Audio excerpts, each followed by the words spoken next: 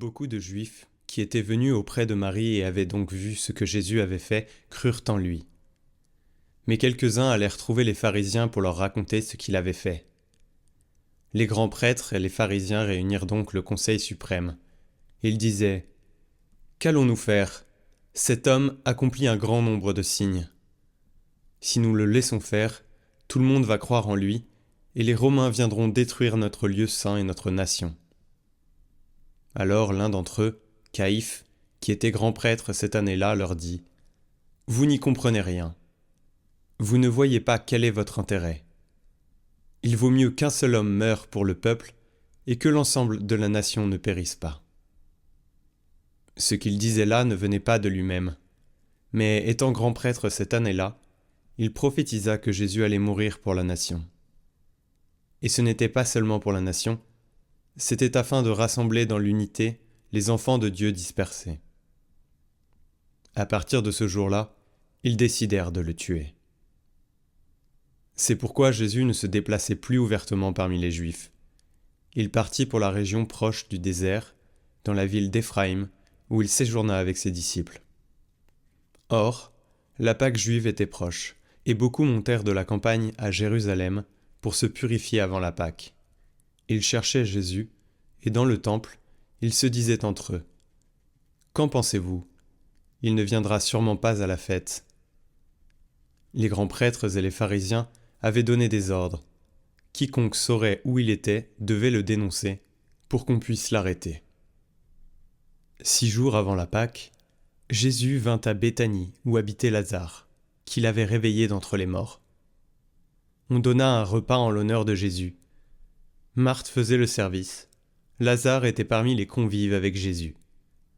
Or, Marie avait pris une livre d'un parfum très pur et de très grande valeur. Elle versa le parfum sur les pieds de Jésus, qu'elle essuya avec ses cheveux. La maison fut remplie de l'odeur du parfum.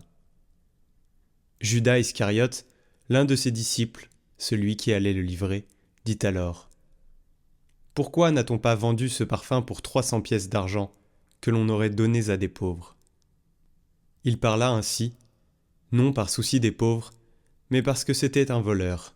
Comme il tenait la bourse commune, il prenait ce que l'on y mettait.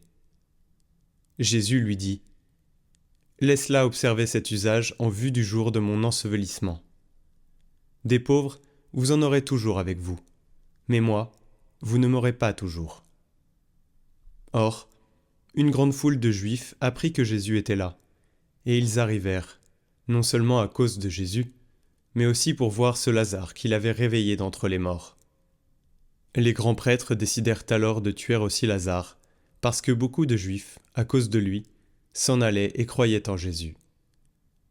Le lendemain, la grande foule venue pour la fête apprit que Jésus arrivait à Jérusalem.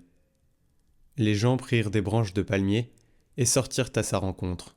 Ils criaient : « Hosanna ! Béni soit celui qui vient au nom du Seigneur. Béni soit le roi d'Israël. » Jésus, trouvant un petit âne, s'assit dessus comme il est écrit : « Ne crains pas, fille de Sion. Voici ton roi qui vient, assis sur le petit d'une ânesse. » Ceux-là, ses disciples ne le comprirent pas sur le moment, mais quand Jésus fut glorifié, ils se rappelèrent que l'Écriture disait cela de lui. C'était bien ce qu'on lui avait fait. La foule rendait témoignage, elle qui était avec lui quand il avait appelé Lazare hors du tombeau et l'avait réveillé d'entre les morts. C'est pourquoi la foule vint à sa rencontre. Elle avait entendu dire qu'il avait accompli ce signe. Les pharisiens se dirent alors entre eux : « Vous voyez bien que vous n'arrivez à rien. Voilà que tout le monde marche derrière lui. » Il y avait quelques Grecs parmi ceux qui étaient montés à Jérusalem pour adorer Dieu pendant la fête de la Pâque.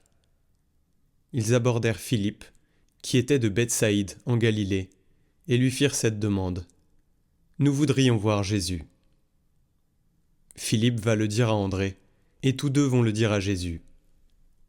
Alors Jésus leur déclare : « L'heure est venue où le Fils de l'homme doit être glorifié. Amen, amen, je vous le dis, si le grain de blé tombé en terre ne meurt pas, il reste seul, mais s'il meurt, il porte beaucoup de fruits. Qui aime sa vie la perd, qui s'en détache en ce monde la gardera pour la vie éternelle.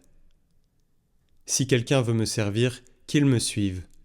Et là où moi je suis, là aussi sera mon serviteur.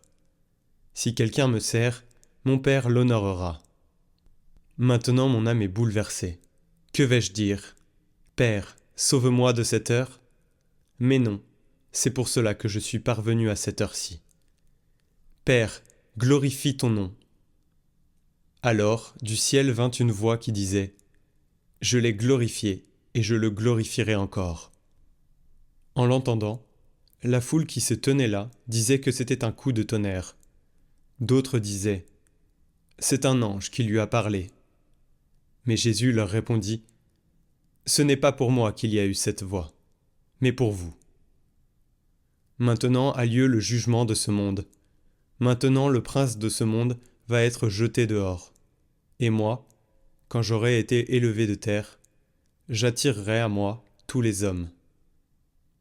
Il signifiait par là de quel genre de mort il allait mourir.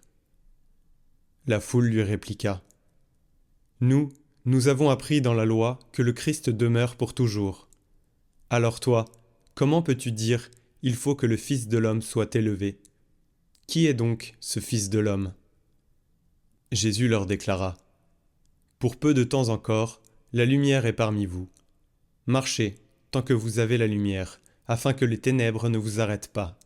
Celui qui marche dans les ténèbres ne sait pas où il va. Pendant que vous avez la lumière, croyez en la lumière, vous serez alors des fils de lumière. Ainsi parla Jésus. Puis il les quitta et se cacha loin d'eux.